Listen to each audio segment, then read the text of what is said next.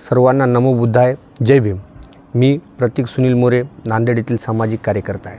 मित्र हो, नांदेड येथील होणाऱ्या 25 मार्च 2025 रोजी महामोर्चा होणार आहे।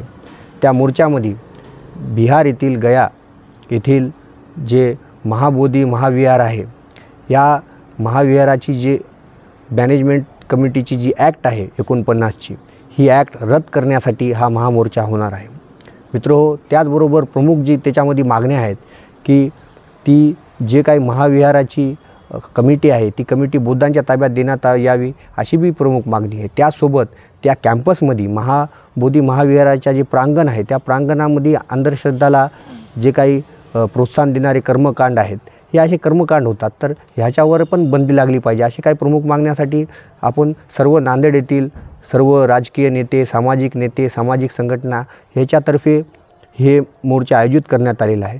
तरी मी सर्व आंबेडकरी बौद्ध समाजाला आव्हान करतो, विशेष करून तरुणांना हे आव्हान करतो की स्वतः आपण ही जबाबदारी स्वीकारली पाहिजे आणि आपल्या नगरामधले जे काही उपासक उपासिका असतील ते बहुसंख्येनं त्या 25 तारखेला पांढरे शुभ्र वस्त्र परिधान करून त्या मोर्चामध्ये आपण सहभागी झाला पाहिजे।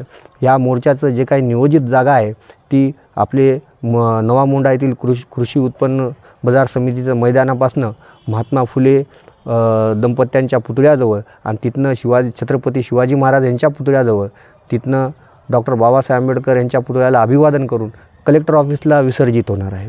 तरी यासोबतच या महाबोधी विहार जे आहे ह्याला 2012मध्ये युनेस्कोनं हेरिटेज साईट म्हणून ह्याला मान्यता दिलेली आहे। आणि जिथं एका साईडला जे काही आपले पृथ्वीवरचे लोक चंद्रावर जात आहेत, स्पेसमध्ये जात आहेत, आणि दुसरीकडं जे भारतातले लोक आहेत ते कर्मकांडाकडं अडकून आहेत। तर असं हे जे काही बुद्धाचं जे सिद्धांत आहे ह्याला जे काही लपवण्याचं काम हे लोक करत आहेत, ह्याला आपल्याला हाणून पाडण्यासाठी सर्व समाजाला एकत्र यावं लागणार आहे। आणि म्हणून नांदेड येथील सर्व जे काही सामाजिक नेते असतील, जे काही कार्यकर्ते असतील, ह्यांचे मतभेद स्वतः विसरून या सर्वांनी एकतेचं प्रतीक दाखवण्यासाठी या मोर्चामध्ये सर्वांनी सहभागी व्हावं, असं मी सर्वांना आवाहन करतो।